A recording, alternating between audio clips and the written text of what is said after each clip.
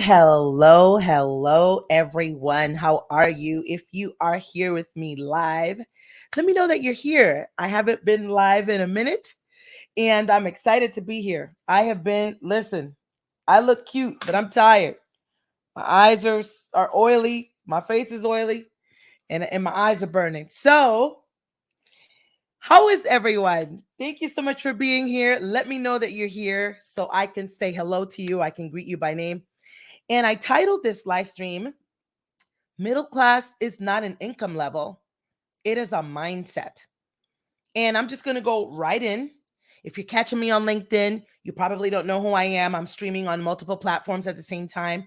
I'm Linda Hales, and I help my clients who are top performing individuals in their diverse careers to achieve the impossible. They're already amazing high performers. They're already killing it in what they do. Hi, Leilani. Hey, Rebecca.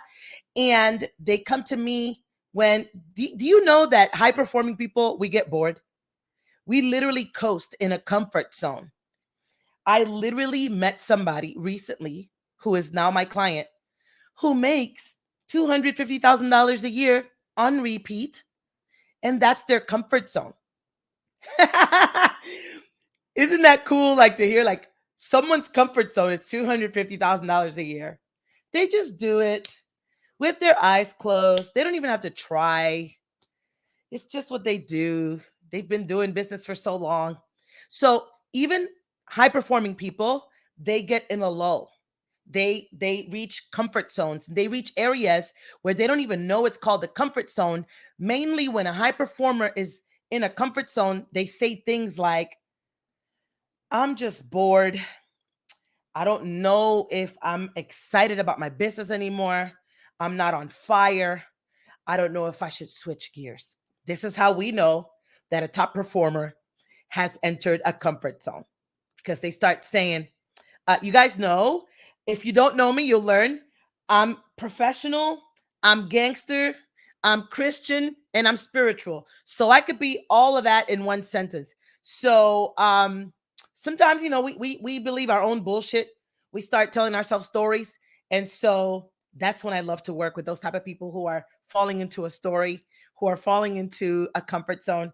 And so if you are on LinkedIn watching me, there's a bunch of client results, testimonials, interviews. You can go watch them. But I'm going to go straight into this training because it's really a training, even though it's 8:35 at night. Middle class is a mindset and not an income level. And if you have questions, I want you to post them in the chat, in the comments, so that I can answer them. Now, if you were told by anyone, oh my God, you're so average, would that be a compliment? Like we tell people, oh my God, you're fantastic. You're awesome. My client just sent me videos of her doing a photo shoot. I was like, you look amazing. You look fantastic, right? Who the hell wants a compliment that is not fantastic or amazing, fantabulous, magical? Who wants to hear, oh my God, you're just so average? Woo! You're so average. Go. You're so average. Woo-hoo-hoo! Like no one wants to hear that. That's not even a compliment. Yet we hear, I know I've seen this particular quote on Facebook and on Instagram and even on TikTok recently. The best way to help yourself and to help the world is to not be middle class. I mean, it is to not be poor. The best way to help the poor is to not be one of them. I've heard that. The best way to help the world and the best way to help the poor is to not be one of them. But really, the best way to help yourself and the world is to not be middle class. Because check it out. In 2019, the US Census Bureau found that the average household income was $68,703. Now, if you have been following me for any length of time, I preach to become the 1% of income earners in this country. And if you are Black, brown, or Hispanic, the average income for us is not $68,703. That's a damn lie. But the US Census Bureau, you know what average means. Average means that they added up all the household incomes in the entire country, all the super high earning and all the meager, low, busted, broke people. And the average was 68,703,000. Again, that's a lie for the average Hispanic, Black, and brown person, but that's another live stream. Okay. So, but using the US Census Bureau information from 2019, that means that if you're making $68,000 a year, okay, let's just round that off, and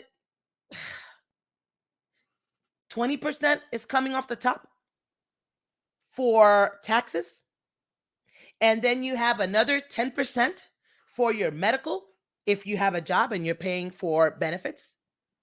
Let's include in that 10%, 1 to 2% that you may be putting into a 401k. You might be, because I remember when I had a job, I could not afford to invest into my 401k, even though my employer was matching my contribution. Even though my employer matched my contribution, I could not afford to put into my 401k. Man, I'm not trying to get emotional here, but I am live streaming on LinkedIn. I hope that people wake up tomorrow on LinkedIn and they watch this live stream, because I was a single mom working. I made $39,000 a year, then 41, then 50, then 55, then 58, then 60, then back to $39,000 a year because I didn't want to be on food stamps and unemployment any longer. And I could never afford. I just want to harp on that. The U.S. Census Bureau says that the average income is $68,000. We're taking 25% off the top for taxes and insurance. So what is that? If somebody do the math, 12. Let's just say it's 70,000. 20% is 14,000. Let's just say that we have 15 to 20,000 coming off the top. Now you're stuck with like 40 something thousand if you make $68,000 a year. Grant Cardone, in the book The 10X Rule, says that it's difficult for anyone living in the northern states like New York or people living in California to even make it at $250,000 a year. When Barack Obama was the president, I read something that he put out. I don't know if it was an article on Twitter, that in order for you to be considered safe, financially safe, your household would have to bring in, between husband and wife, $250,000 per year. That would make you that upper middle class. But the truth is this, listen to this. Today, I'm not coaching you on anything about business coaching and making money online. I'm talking to you about real numbers, okay? Real numbers. The reason the middle class exists is because there's all of these things in place for the middle class. I'm talking about the higher middle class, because the lower middle class has secured credit cards offered to them, or the Build Your Credit Again credit card at $300 dollars for, did you ever have one of those credit cards that gave you $300 as the credit limit? I did. And then they charged me $150 was my annual fee. So they give you the card for $300, they slap you with a $150 fee. You pay the $150, and then you use the card for everything, and you make your little $21 payment every month for months. And as soon as the payment hits, you go back through the drive-through and you buy food tomorrow because you can't even afford the $21 minimum payment that you gave back to your credit card that's supposedly helping you to establish your credit again. That's the lower middle class. The people that pay fees to the bank, the people that are always bouncing checks, the people that banks are making a killing off of. Stay with me, because I believe this is going to be a fire-ass live stream. I just paid over $3,200 worth of trips, flights, hotel stays, car rentals with my points on my Platinum American Express.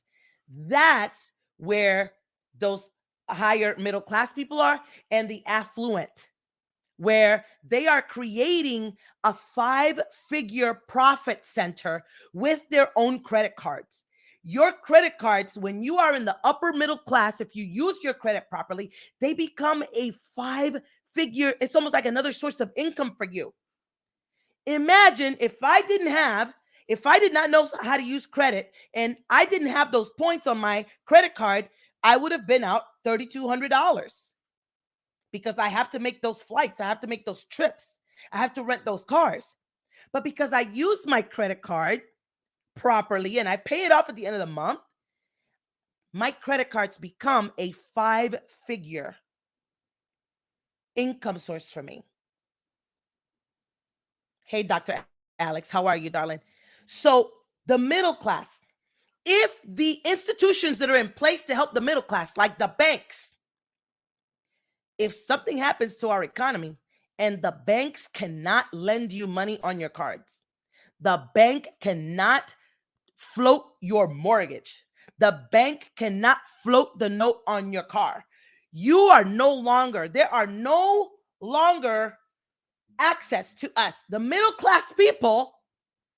If all of these institutions that are in place, any type of economic disruption, I know I ain't the only one that's seeing all of these Facebook posts and all of these LinkedIn posts and everywhere on TikTok talking about the economy's about to fall apart again. We are in a recession and what you need to do. And I bet you scroll right over that shit because you don't care if we're in a recession or not. You ain't got no money. It don't matter. The middle class exists because there are banks in place that are pimping off of you. And if something happens and some type of economic disruption happens, the middle class is unprotected. It's unprotected because you ain't got your own money. You don't have any money put aside somewhere for you to live. You don't have investments that you can withdraw. You don't have things that you can sell. So for most people,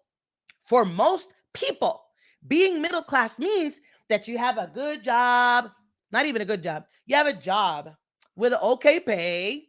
You have some healthcare benefits and you're able to live in a cushy little apartment or a shitty one. And you might have a mortgage and it might not even be in the right side of town that you would like to own a house because the taxes are higher over there. But you're lying and using your friend's address so your kids can go to the schools over there because the schools where you live are shit. I'm speaking from personal experience. I have not always, but a lot of the times I had to use a friend's address because I wanted my kids to go to those better schools. Because making $39,000 a year, I couldn't afford to live in the awesome, places. So the middle class are the people that get hit with tax increases, inflation, the housing bubble bursting. And if a chronic illness hits someone in the middle class, they are bankrupt. Cancer, dialysis, some type of chronic thing, lung, seizures. See, because the rich, the wealthy, they don't depend on debt to income ratio. They don't. And the super poor, they receive help, that the middle class doesn't qualify for. Because the minute you make any income, you no longer qualify for any help that you used to get when you were poor. I'm speaking from personal experience. The dollar, the American dollar, is worth less and less every day. Go to Europe. Go to the Cayman Islands. My ex-husband's family's in Jamaica. Go to Jamaica. 100 American dollars went way longer than it does now. The dollar is not even worth what it was anymore. That is the middle class is not an income level, it is a mindset. No one wants to be told, you are so average. Oh my God, middle class. I just want to be so middle class. And the middle class mindset begins in our upbringing. They are phrases, they are beliefs, they are values that are they're just woven into our upbringing. I remember my parents were preachers, my parents were ultra religious. We went to church, and our church, um, they found toys, they found organizations in the community that would give toys to the church so that we would have the toy drives for Christmas. They would give meals to the church and food pantries to the church. And in those food pantries were the big, long government blocks of cheese. Okay. In those food pantries were the big, long blocks. Um, um, I don't know who Facebook user is, but whoever you are, thanks for watching. It says Facebook user. Fuck that middle class mindset no more. Um, so the big block governments, blocks of cheese. My parents both had their own business. Okay. My father had his own business. My mom did too. Any entrepreneur who has a brick and mortar knows that there's these ups and downs in business. So there were ups and downs in both of my parents' businesses. And my parents, even though we were not poor, we did not qualify for food stamps, we did not qualify for welfare, we had a house, there was plenty of government cheese in my house. I made plenty of grilled cheese sandwiches with that salty ass government cheese.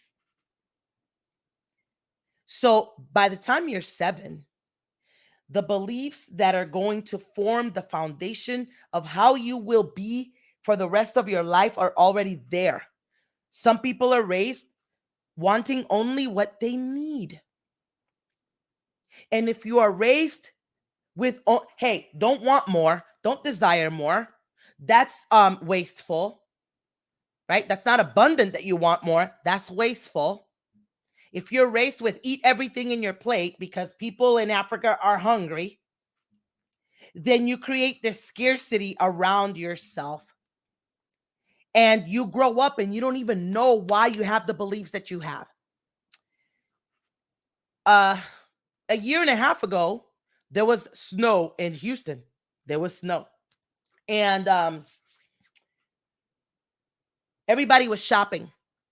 And my son called me because he was at the grocery store getting his things ready because it was going to be a freeze and a storm. So he was at the grocery store and he was shopping with someone who he wanted a name brand sliced cheese. He wanted Sargento. And the person he was shopping with wanted Walmart brand cheese. And he said, I don't want the Walmart brand cheese. I don't like how that tastes. And the person he was shopping with was like, why are you complaining about it? It's cheese. Cheese is cheese. It's the same thing. And he was like, no, it's not. So he ended up buying his cheese that he wanted. And the other person got their generic store brand cheese. Later on, and this person, they were both like 19, 20 years old. Like they're both the same age. And I said, here's what's interesting, Evan.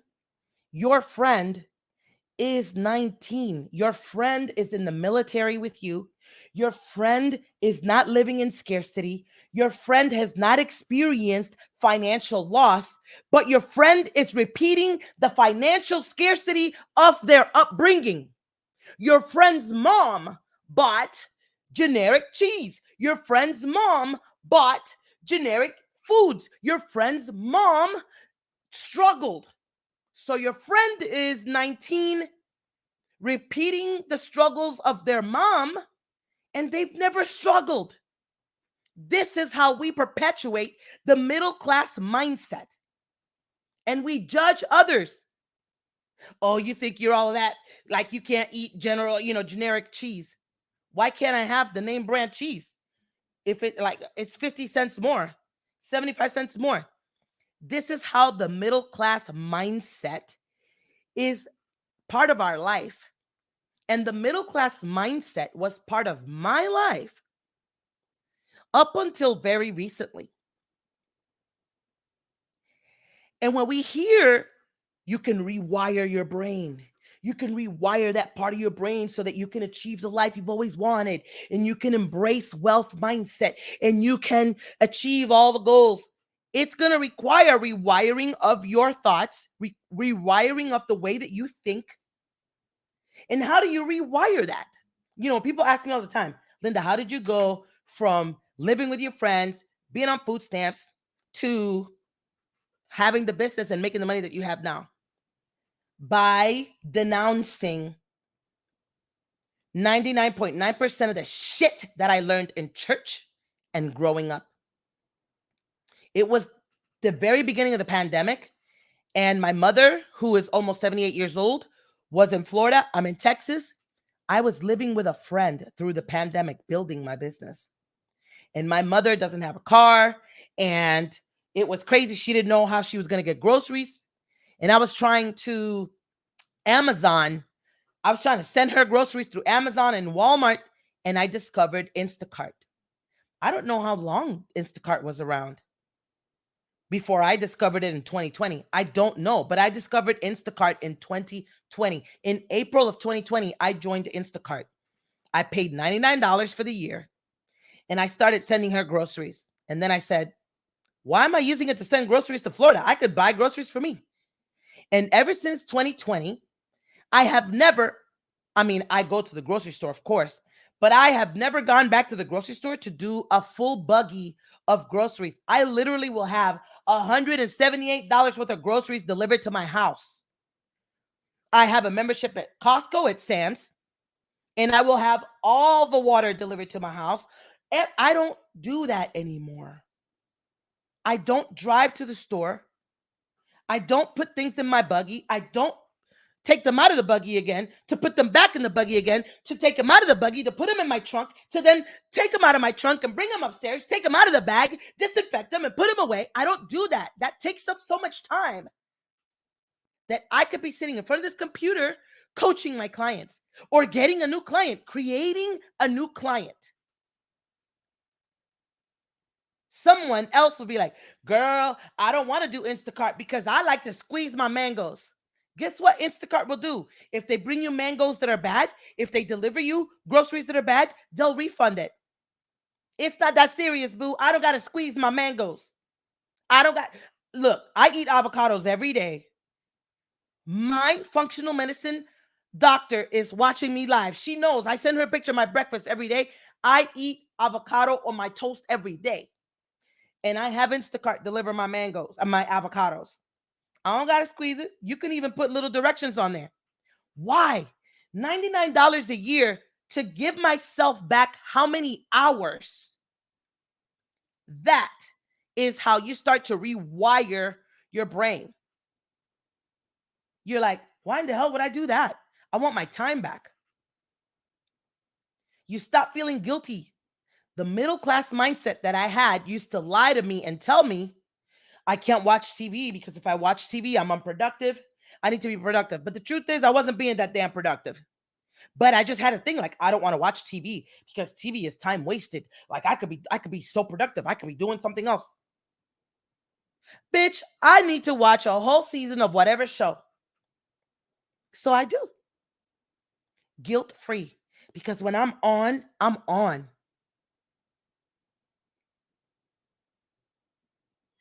When I hired my first coach, I didn't have the money to pay them. And how long have I been on here? 25 minutes. And I already had a business. So my business, I was receiving payments through Stripe. And Stripe said to me, hey, based on the money that you are processing, we're willing to give you a cash advance, a capital loan. It's really a cash advance. We're willing to give you a cash advance so that you can run your business. And I was like, how much do I qualify for? They said $6,000. I said, give it to me, because I had just taken on a $10,000 payment to a coach. I gave them my last $2,500. My daughter had just graduated from high school. I had to go to Florida to pick up the car that her dad had bought her and bring it back here. And I was living with a friend. So I paid that coach $2,500. I took my little capital loan for $6,000. I didn't need the $6,000 loan because I made the money to pay my coach. I started getting $5,000 pay in fulls. I started implementing what my coach told me. And when my coach told me about my ways, about how I was being in scarcity thinking, how I was being scared, how I was talking a good game, but I really, because what you say you want and your actions have to match. If they don't match, you don't get what you want. Your actions got to match the goal. And that's where you have to rewire, because you're middle class. You've been broke all this time. You don't know nothing about nothing, but you're really good at what you do. You know that you can help people get results. So you have to let go of that middle class mindset that will tell you, why in the hell would I pay a coach $10,000? Do you know what I could do with $10,000? Shit, I could buy that new refrigerator that I need. I could buy that washer and dryer, that touch button thing that I want. Man, I could buy that new living room set that I want and a dining room set. Because that's how people think when they have a middle class mindset. They don't know that the best investment that they could do is themselves. There are things that you need to learn, like how to think differently, how to rewire your brain. You're not going to do it with all the YouTube videos that you could watch are not going to rewire your brain. All the books that you could buy, they could start the process. They could start your journey. All the podcasts. I have a client right now that's like, Linda, I listen to all the podcasts. I have all the damn books. Why doesn't this work? Because you haven't hired someone that can take you by the hand and show you your blind spots and pivot you immediately when the behavior is happening so you can reframe right away. I have a client today who sent me several Voxer messages and her energy was low and she was almost like in victim mode. I didn't reply. So she sent another message. Am I being crazy? Looking for validation. I'm not going to validate you when your energy is low. There is no validation in that. I'm not even going to acknowledge it. If you want to condition behavior, you must reward behavior that you want to see, and you must ignore behavior that you never want to see again. That's psychology 101. Pavlov's dog. I have a degree in this thing. I didn't just go to some little 2-month course and, I'm a coach now. I'm whatever. Law of attraction, manifestation. You have no clue how many spiritual folks who are really great, but they can't manifest for themselves because it's going to take more than feeling into something. There's real actionable steps that you must do to build your business. And it's going to require that you get out of the middle class mindset. People from the church, whatever church, I don't care what religion they are, they have a lot of blocks around money because all religions teach that the money is the root of all evil. No, evil is the root of all evil. People shooting children in schools got nothing to do with money. That's evil as fuck. Money allows you to create impact in the world. Ripples that are felt generations on, not just your own. After you're dead, generations like Gandhi and other people who have impacted this world, Martin Luther King Jr., impact. And I have found that the best people that I love working with are people who have a business that is attached to the impact that they want to make in the world. It's not just I want to make money, money, money, money. Some people just want the private jet. I want the private jet, and I want to break generational cycles for every Hispanic, Black, and Brown family that I know. For any woman who has biracial children. For those generations. My business is here for the economic empowerment, for the socioeconomic power of Hispanic, Black, and Brown families. Because I know that money gives us choices. Money is not the root of all evil. Money is the foundation of everything that you need. It's about as important as it is oxygen. And when people are like, oh, you know, money doesn't buy everything, tell me what poverty can buy. And those phrases are part of the middle class mindset. Well, you know, money's not everything. Money's not happiness. I'm happy as hell when I buy a Gucci bag. I'm happy when my car note is not past due. I'm happy when I use my credit card so much that I have so many points accumulated that I have $3,600 worth of trips and car rentals and hotel stays paid for. And I'm just getting started. Building wealth, accumulating, not accumulating wealth for me, accumulating knowledge and accumulating wealth so that I can circulate. Because when you are a middle class mindset and you get a little bit of money, you want to hoard it. You just want to hoard money. I did it. When I started making money, I started padding my savings account. I started growing it. I remember when I went from $7,000 in my savings account, it had been like that for months. But my regular checking account was growing and it had like $11,000 in there. So I transferred money from my checking to my savings, and all of a sudden I had $13,000. And I was like, what? I've never had $13,000 in my savings. So I got excited about watching the savings grow. And then it had 15, and then it had 18, and then it had 21. And it sat at 20 something for a long time. And then one day I made it past 30. All of a sudden I had $33,000 in my savings account. And then I started continuing to save. And all of a sudden I was like, oh my God, I have $52,000. And one of my clients came here. She traveled and she spent a weekend in Houston, and she was sitting in the guest bed, and I showed her my savings account. I had like $57,000 if I'm not mistaken. And she was like, damn, girl, I'm probably making the same kind of money that you make, but everybody's pulling at me from so many places, man. I ain't got that much money in my savings account. And without knowing, the middle class mindset had turned me into a hoarder of money. And you must be a conductor of money, man. This thing went far and deep. I just wanted to talk about the middle class mindset, not being an income level, being a mindset.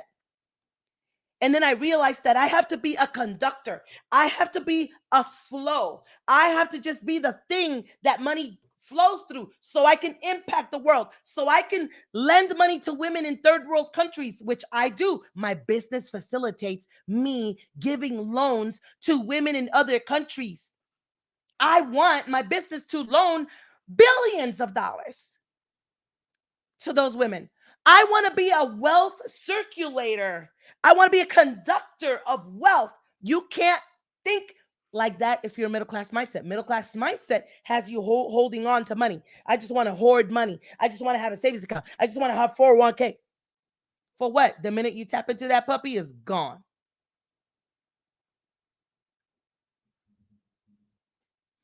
I was just trying to do a little bitty training. I wasn't trying to go hard. Nobody is asking questions, so I think that I'm gonna leave. I always find it so fascinating when someone gets on live and they are like, they're knocking it out the park. And so many people that are like, I can't afford you, Linda, or I don't know when I'm going to work with you, girl. I'm just praying one day you're going to be my coach. And then it's like, if you ever catch this coach live, ask questions. Ask questions. But it's what it is. Like when I catch one of my favorite coaches live, I be asking questions. I don't know about y'all. Let me know what you think about this middle class mindset. Did it trigger you? Did it trigger you? Right? Money conductor and money circulator. Yes. Hey, Beverly. Did it trigger you?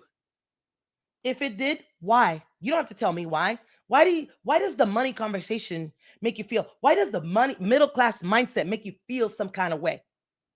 Why should I say middle class mindset? Everybody has it. Everyone has it.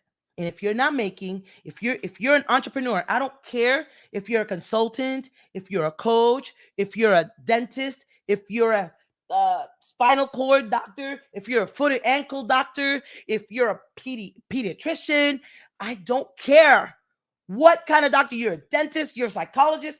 I don't care what kind of service provider you are.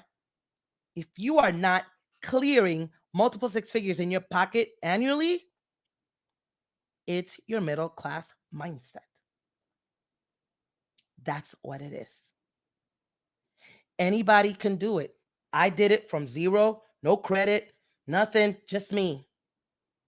And it blows my mind how people literally use social media as like, people don't need to go to the movies anymore.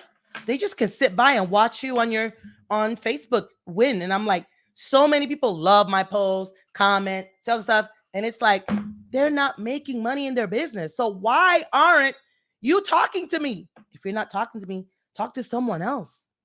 But stop consuming all this content and thinking that you're going to get better. Yes, this lands. This live stream is landing. And it's also not going to change your business. So I want to like infuse, I want to like get inside of people's heads and like change the game, just like give them a brain transplant, a thinking transplant. Love your vibe. You're amazing, totally empowering. Thank you, Linda. Amazing as always. Hey, Doris. You know, someone told me today for the millionth time, I just love your energy. And I was like, what is that? I love your energy. I just love your energy. And this person said, I just love the way you show up. You're so powerful. And I want to talk to you because I want to draft off your energy. And I'm like, I'm just coming off. I think they meant very well. They meant well. They didn't mean anything negative.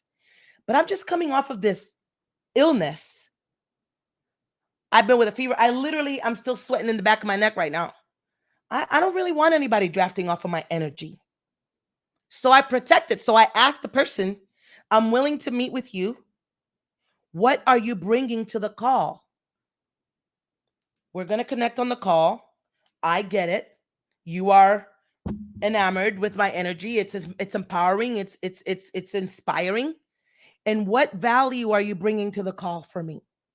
Because I stopped doing calls with people, connection calls and any of that stuff. I don't have time for that. Would you do a connection call with Tony Robbins? He ain't going to connect you, man. Or anybody else. Right? So I'm very protective of my space and my energy and my time because it is precious. And people, well-meaning people, will suck your energy like an energy vampire.